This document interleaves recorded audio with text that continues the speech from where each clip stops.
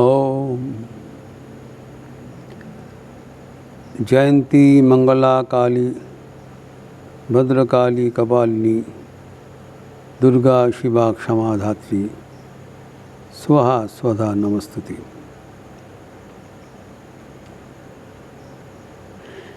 आज पावन दुर्गा पूजा के प्रारंभ में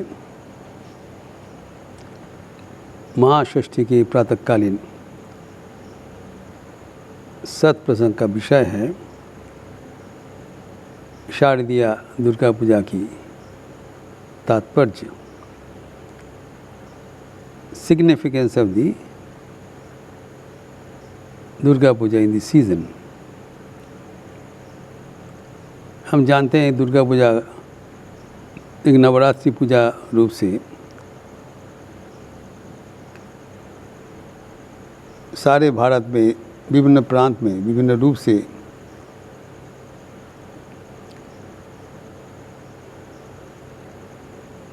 पालित होते हैं एवं साल में नवरात्रि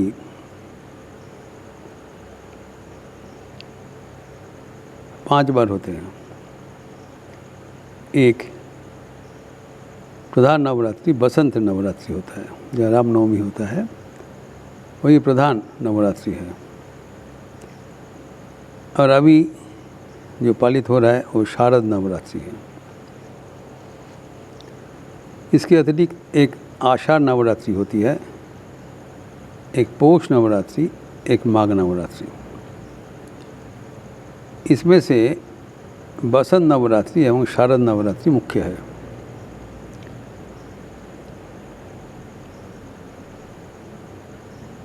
शारद नवरात्रि को अकाल बोधन भी कहलाता है, कारण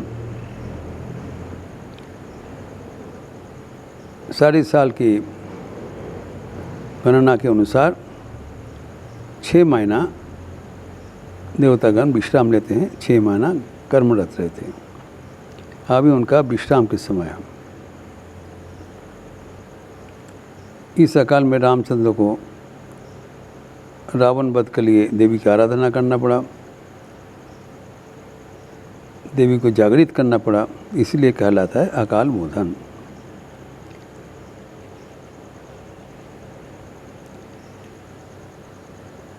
अभी दुर्गा पूजा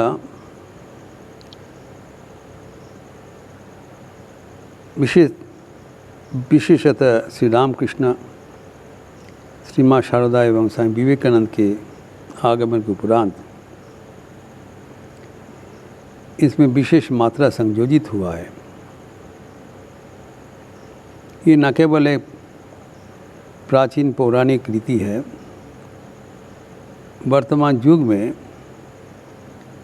इसका एक आध्यात्मिक एवं सामाजिक अलग स्वीकृति मिला है।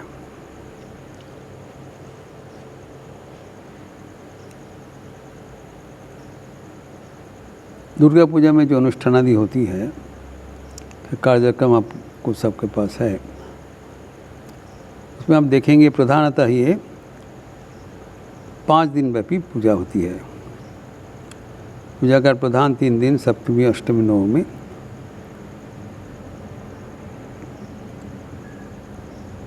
जो संधि पूजा में पूजा के क्लाइमैक्स होता है,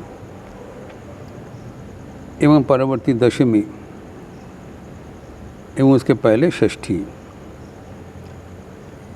कभी कभी पंचमी तिथि में भी पूजा शुरू हो जाता है, जैसे कि इस बार हुआ। कल देवी जी की बोधन हुआ था। पूजा के पहले जो अनुष्ठान होता है, प्रथम है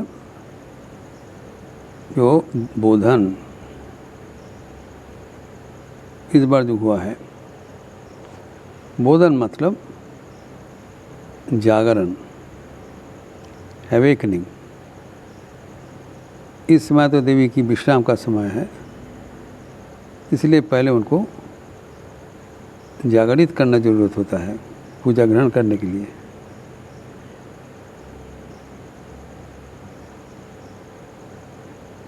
तो जागरण पहले एक नवपत्री का भीतर देवी की आराधना होता है। दुर्गा देवी की आराधना 8 प्रकार से होता है। प्रथम 9 प्रकार का पौधा के भीतर, द्वितीय घट में पानी के भीतर भी देवी का आवाहन होता है। तीसरा पट में अर्थात चित्र में, तो देवी के पीछे जो चाल चित्र बनता है उसमें भी देवी का आराधना होता है। फिर प्रतिमा में जब सबके सामने जो देवी मूर्ति स्थापित हुआ है वो साधारणतः मिट्टी से बनता है। वो भी 5 स्थान से मिट्टी को आहरण करना पड़ता है। एक गंगा मृत्तिका पावन है, फिर स्मशान मृत्तिका जहाँ पर हमारा आत्मा का आगमन प्रस्थान आत्मा का प्रस्थान होता है। फिर कोई दैवी पूजा का स्थल से मृत्तिका ले जाता है।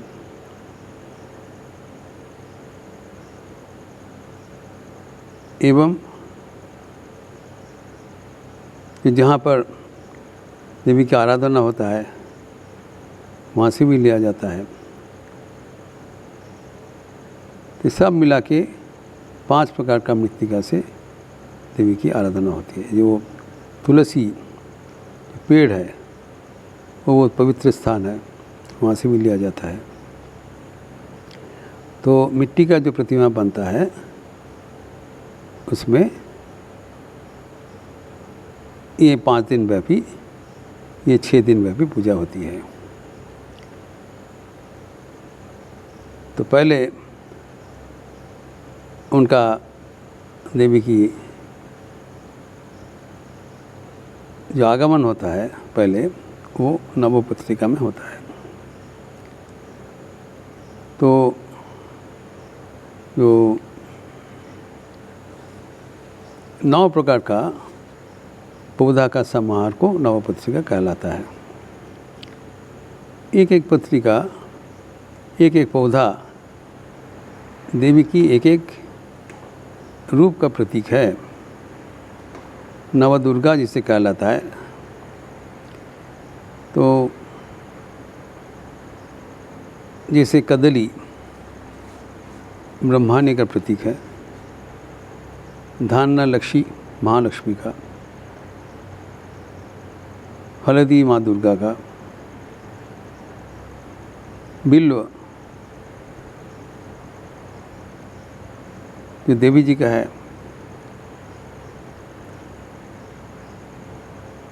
पार्वती।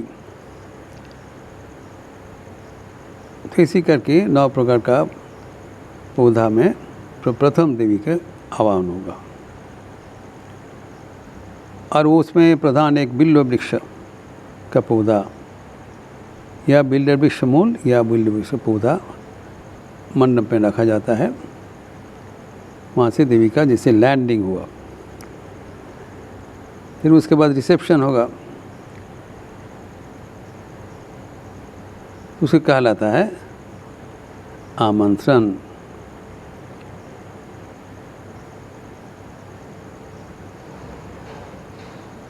फिर आमंत्रण के बाद नाना प्रकार का पूजा होता है।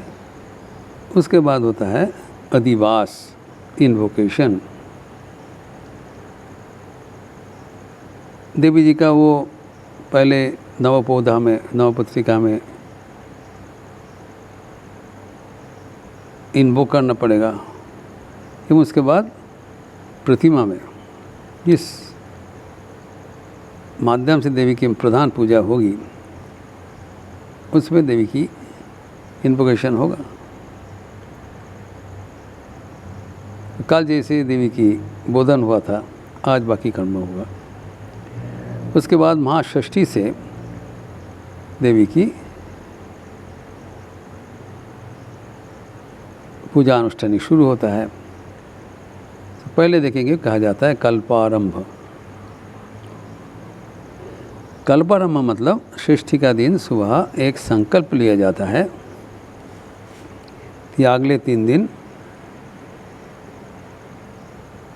हम लोग अनुष्ठानिक पूजा करेंगे, संकल्प लिया जाता है।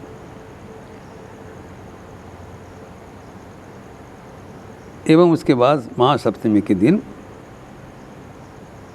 और नवपत्रिका का, जिसको देवी जी का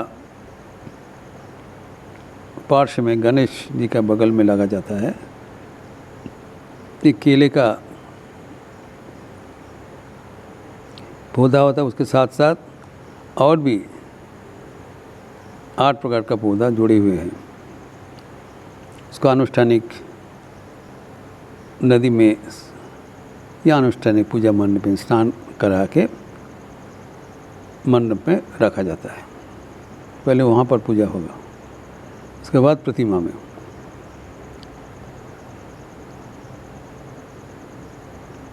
तो देवी जी का जैसे कहा गया 8 प्रकार की पूजा होती है, एक नवपत्रिका में, फिर घट में, पट में, मूर्ति में। उसके बाद एक जीता जागता कुमारी बालिका में देवी की आराधना किया जाता है, इसको कुमारी पूजा कहलाता है। उसका आगे जो चंडी है, चंडी जो पुस्तक है, उसमें भी देवी की साक्षात उपस्थिति कल्पना करते हुए पूजा किया जाता है। देवी ज्ञान से अनुष्ठानिक पूजा होता है एवं चंडी पाठ होता है कई दिन। उसका भी संकल्प किया जाएगा जो हम लोग अनुष्ठानिक षष्ठी से शुरुआत करते हुए नवमी का दिन तक 4 दिन चंडी पाठ बाकायदा करेंगे, प्रथम से शेष तक, और नाना प्रकार का स्तव का साथ। एवं सबसे पहले चंडिका की षोडशोपचार पूजा होगा, इसे आज होने वाला है।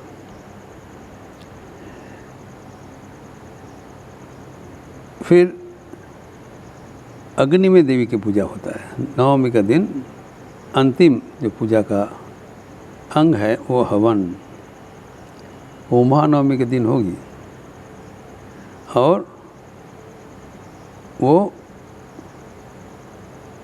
देवी दुर्गा नवाग्नो, वो अचो अग्नि है, स्वयं देवी के प्रतीक।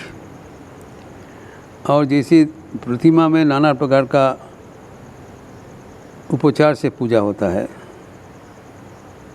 षोडश उपचार दिया जाता है, गंध पुष्प धूप दीप नैवेद्य माल्य वस्त्र 16 आइटम्स।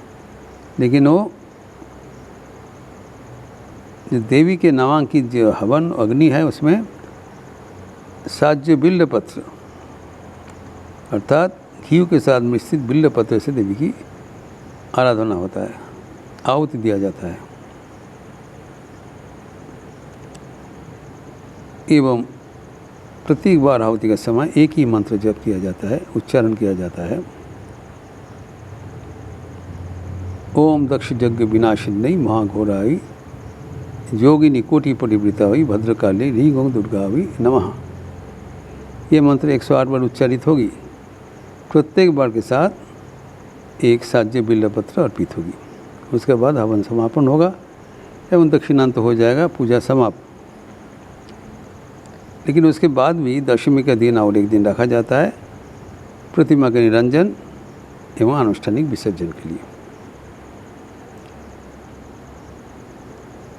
तभी षष्ठी में कल्पारंभ हो गया, फिर चंडी पाठ, प्रथम दिन का चंडी पाठ होगा एवं शाम को आमंत्रण अधिवास। फिर सप्तमी में नवपत्रिका का स्नान एवं देवी जी का 3 दिन महास्नान होता है। नाना प्रकार का नाना स्थान का जल संग्रह करते हुए सबको मिलाकर देवी जी की अनुष्ठानिक महास्नान होता है। एवं वहाँ पर मिट्टी भी, चारों ओर से मिट्टी भी लाके देवी जी को अर्पण करते हैं। मिट्टी मतलब पहले स्नान का पहले देवी को मृत्तिका दिया जाता है, मृत्तिका से जो मार्जना होता है एवं पानी से उसको धोकर देवी की आराधना होता है। नाना प्रकार का जगह से मृत्तिका लाना पड़ेगा। इवन बेश्वा द्वार का भी मृत्तिका लाना पड़ता है, क्योंकि देवी चारों ओर विराजमान है, सार्वजनीन उनकी उपस्थिति है, सबके ओर से उनका आराधना होगी। एवं षोडशोपचार पूजा देवी एवं उनके जितने संग पंग देवताएँ हैं, लक्ष्मी, सरस्वती, गणेश जी, कार्तिक एवं सिंह, महिषासुर तक 16 प्रकार का उपचार देके षोडशोपचार पूजा प्रत्येक का होगा, भोग होगा, संध्यारती होगा।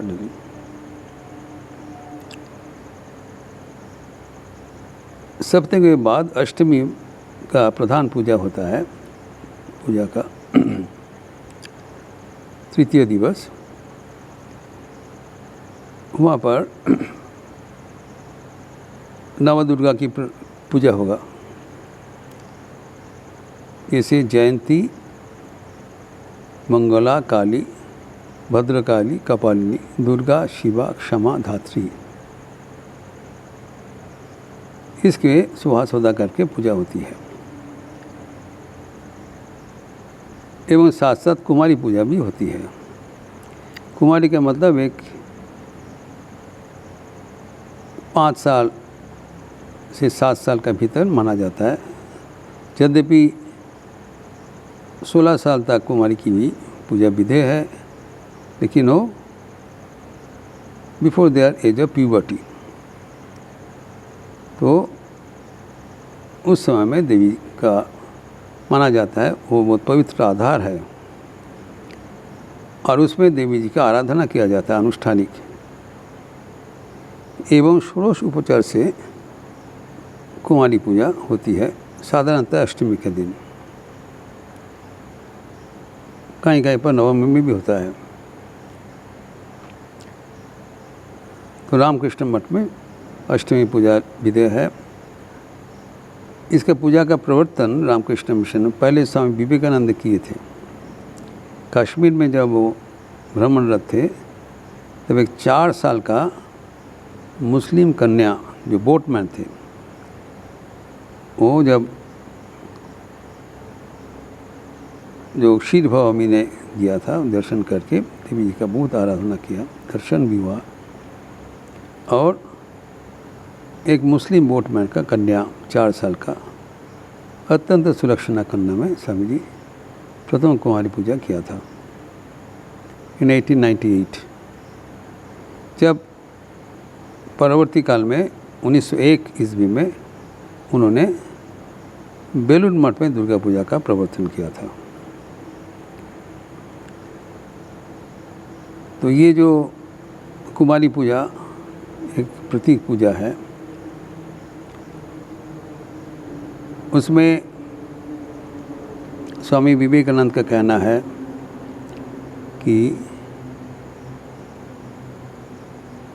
भारत में इतने जो शर्मनाक अवस्था है, इसका प्रधान कारण है नारी शक्ति की अवमानना। स्वामी जी कहा करते थे, नार्यस्तु यथा पूज्यन्ते रमन्ते तत्र देवताः। जिस परिवार में, जिस समाज में, जिस राष्ट्र में, जिस देश में नारी की पूजा किया जाता है, नारी का सम्मान है, वो सबसे आगे बढ़ेगा। हमारे देश का दुर्दशा देखते हुए स्वामी जी जब पश्चिम दुनिया में गए, विशेषतः यूरोप एवं अमेरिका, वहाँ देखा उनके साफल्य का रहस्य है नारी शक्ति का जागरण, सम्मान। वो संकेत देकर स्वामी जी लौटे एवं तब से उन्होंने संकल्प लिया हमारे देश को पुनरुद्धार करने के लिए नारी पूजा का प्रवर्तन करना चाहिए। उसका पूर्वधा में श्री माँ शारदा देवी का रखने का संकल्प किया। जब पाश्चात्य में परिभ्रमण कर रहे थे तब वहाँ से पत्र में लिखा कि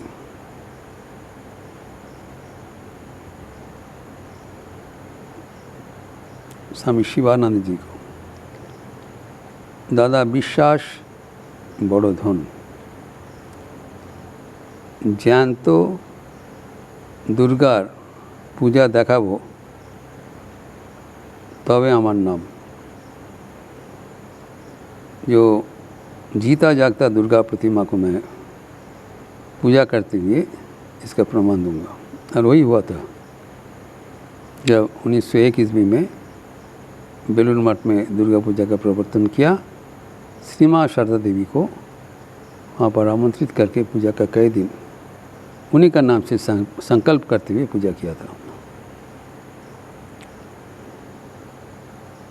फिर यहाँ पर जो कुमारी पूजा होती है अष्टमी के दिन एवं अनेक प्रकार का पूजा होता है, कोटि जोगिनी, चौषठी जोगिनी, नाना प्रकार का मातृमूर्ति एवं उसके साथ जब अष्टमी पूजा का समापन होता है एवं नवमी पूजा का प्रारंभ होता है, इस संधि क्षण में संधि पूजा किया जाता है। अष्टमी पूजा के शेष 24 मिनट एवं नवमी पूजा का प्रारंभ का 24 मिनट, ये कुल 48 मिनट को मिलाकर जो समय होता है उसमें सारे दुर्गा पूजा का संक्षिप्त रूप से अत्यंत तीव्र गति के साथ समापन किया जाता है। प्रत्येक पूजा का अंग किया जाएगा। आसन शुद्धि, पुष्प शुद्धि इत्यादि से लेकर प्राणायाम, जो कुछ पूजा का अनुष्ठान होता है सब कुछ इस समय के भीतर ही होगा। आरती होगा, बलि होगा, पुष्पांजलि होगा, सब कुछ समापन करना पड़ेगा। माना जाता है कि इस समय में ही दुर्गा पूजा का क्लाइमैक्स, जिस कारण के लिए दुर्गा पूजा किया जाता है, वो समापन होता है।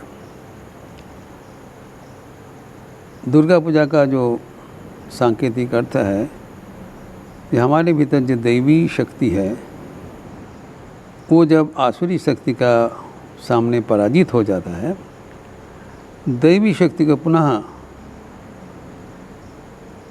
विजय प्राप्त कराने के लिए देवी की आराधना, आसुरी शक्ति का पराजय, दैवी शक्ति का जय जयकार।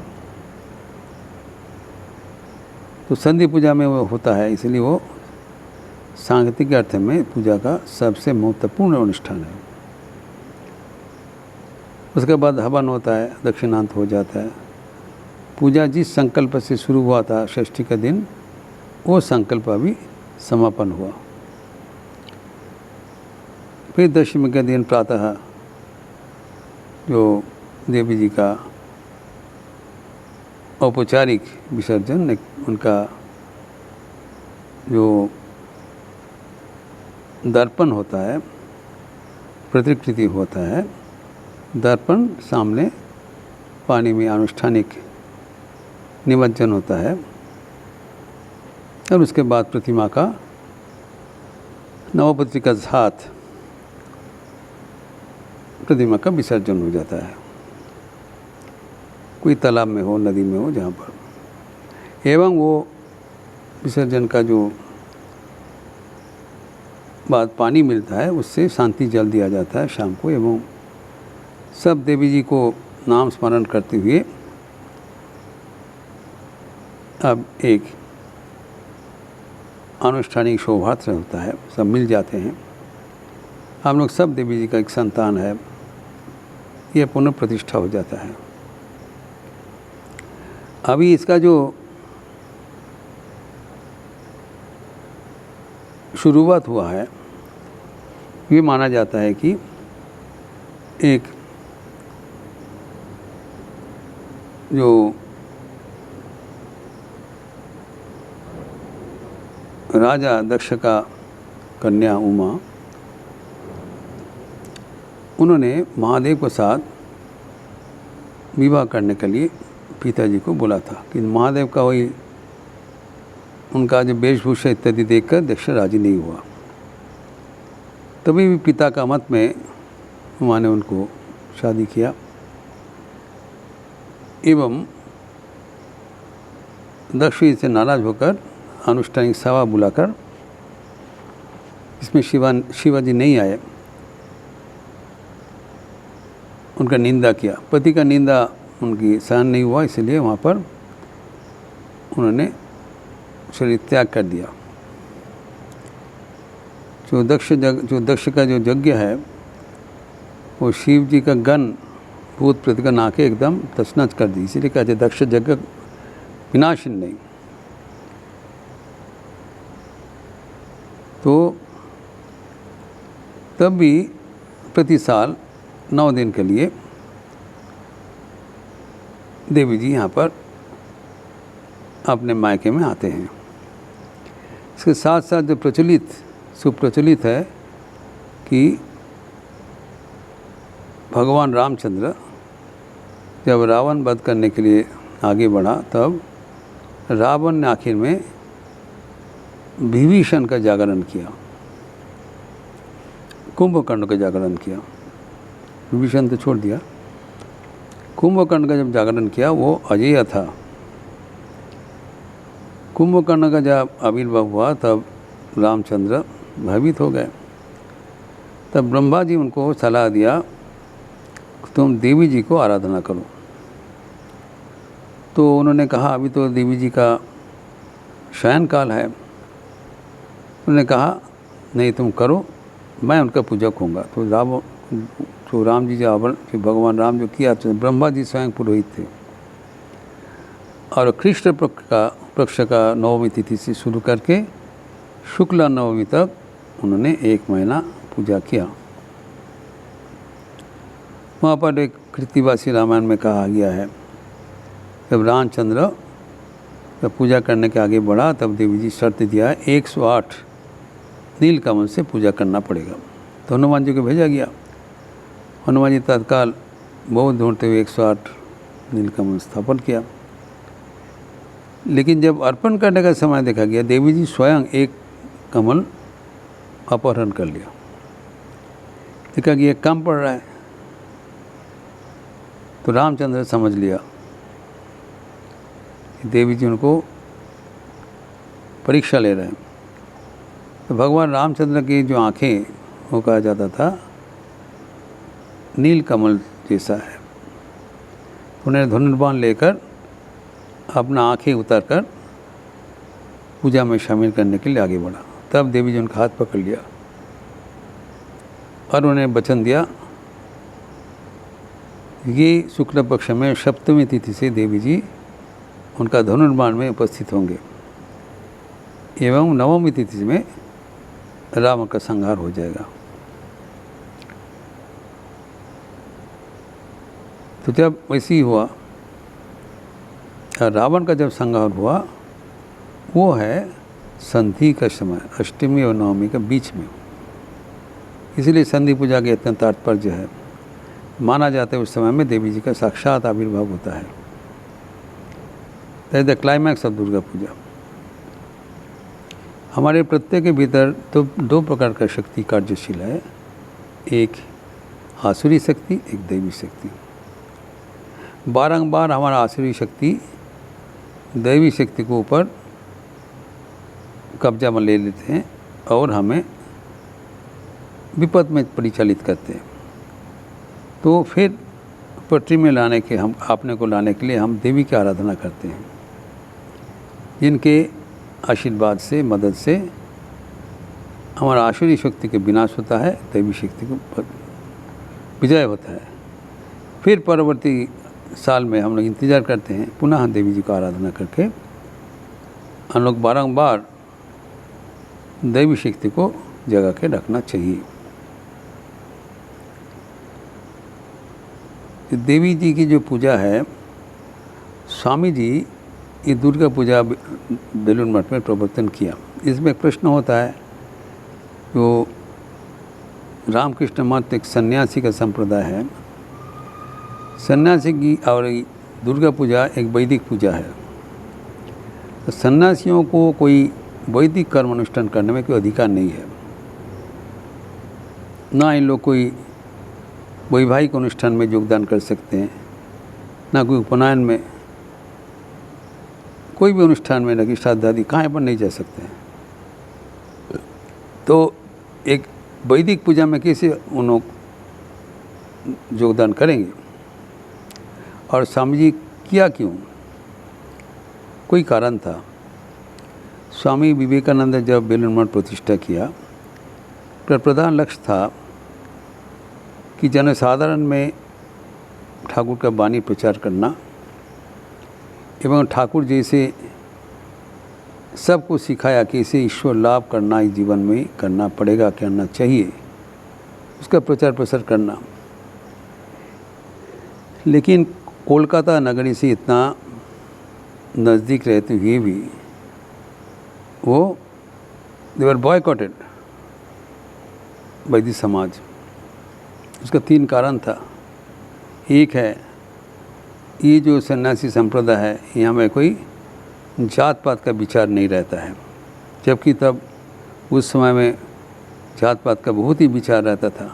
उच्च वर्ण और निम्न वर्ण एक साथ नहीं बैठेंगे, एक साथ, यहाँ पर सब एक साथ बैठता है, कोई भेद नहीं है, irrespective of caste and religion. ये उनका पसंद नहीं था। द्वितीय है, इन लोग पाश्चात्य देशियों से, जिनको म्लेच्छ कहलाता है उस समय में, इसके साथ यथेच्छ व्यवहार करते हैं, कोई भेदभावना नहीं रखते हैं, ये भी उनका विचार नहीं था। एवं तृतीय, इन लोग जो हमारे देश के आनुष्ठानिक कोई अनुष्ठान में, पूजा पर्व में अंशग्रहण नहीं करते हैं। इससे स्वामी जी देखा तो उनका बेलूर मठ के उपकंठ, कलकत्ता के उपकंठ में मठ बनाना बेकार हो जाएगा, इन लोग अगर नहीं आते हैं।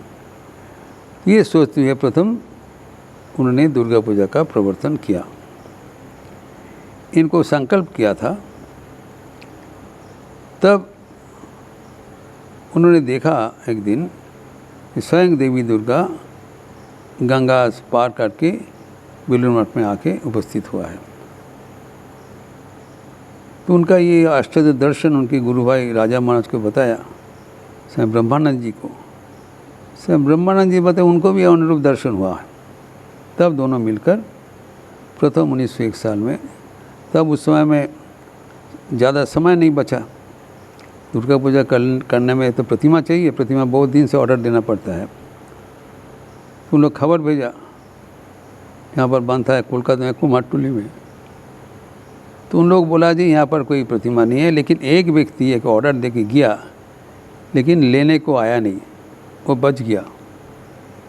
तो साथ साथ इन लोग उसको पहना दे के बेलूर मठ में ले आया, एवं उसके पहले स्वामी जी माँ शारदा का अनुमति प्रार्थना किया। माँ ने सानंद अनुमति दे दिया। तो स्वामी जी उनको अनुष्ठानिक रघुनंदन स्मृति का अनुसरण करते हुए, एवं यद्यपि सन्यासीगण पूजा अनुष्ठान नहीं करते हैं, इसलिए श्री माँ शारदा देवी को जजमान बनाया, उन्हीं का नाम से पूजा हुआ। अभी तक भी उनके नाम से पूजा होती है, यहाँ पर भी उनके नाम से हो। और अनुष्ठानिक रघुनंदन स्मृति अनुसरण करते हुए पूजा किया। एवं वहाँ पर बलि का प्रथा है। पहले दुर्गा पूजा में बलि होती, जो एक छाग बलि होती है, महिष बलि होती है। स्वामी जी का संकल्प था कि अनुष्ठानिक बलि देके इतना बलि देंगे कि गंगा का पानी लाल हो जाएगा। ये सुनते हुए श्री माँ शारदा देवी निषेध कर दिया। देखिए उनका विचार, माँ का विचार कितना प्रखर है। उन्होंने बताया कि सबको अभय देने के लिए सन्यासी का कर्तव्य है। अगर सन्यासी कोई हिंसा का प्रथा प्रवर्तन करे वो नकारात्मक है। सुनते ही समिति बंद कर दी। तो बलि एक औपचारिक केला या कन्ना, ये कुष्मांड, कद्दू, ऐसी बोली होता है। अभी कोई प्राणी हत्या नहीं होता है। और श्री माँ शारदा देवी स्वयं बेलूर मठ में उपस्थित होकर ये पूजा सांग किया एवं बहुत तारीफ किया। अभी उस पर परंपरा से पूजा हो रही है एवं जो पूजा में जैसे हवन में पूजा होता है, आखिर में विराट पूजा भी होती है। यहाँ पर समवेत भक्तगण को एक विराट रूप से भोग चढ़ाया जाता है एवं उसका प्रसाद वितरण होता है। 3 दिन तो भंडारा लगता है। तो सब मिलकर ये एक खुशी की पर्व है। एवं यहाँ पर जो लखनऊ में होता है और भी संयोजित होता है, 3 दिन सांस्कृतिक अनुष्ठान होता है। जैसे कि इस बार भी होगा। तो सप्तमी के दिन क्लैरियोनेट पवन धानक जी आएंगे मेरठ से। फिर अष्टमी के दिन